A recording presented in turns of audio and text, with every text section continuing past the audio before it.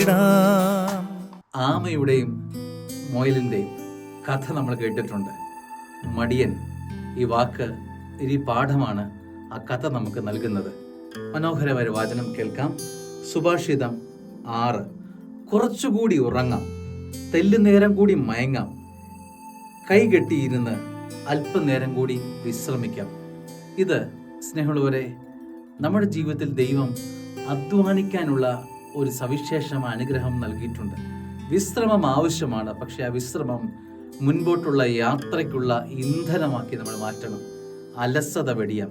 കാരണം 1 നൽകിയവൻ 1 കൂടി നേടാൻ കടപ്പെട്ടവനാണ്. 5 നേടിയവൻ 5 കൂടി നൽകാൻ കടപ്പെട്ടവനാണ്.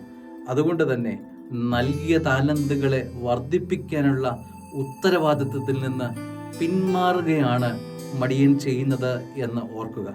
അതുകൊണ്ട് ദൈവം തന്ന എല്ലാ കഴിവുകളെയും വർദ്ധിപ്പിച്ച് ഉപരിമഹത്വത്തിനായി സമർപ്പിക്കാൻ നമ്മുടെ കടമ ഈ വചനം ഓർമ്മിപ്പിക്കുന്നുണ്ട്.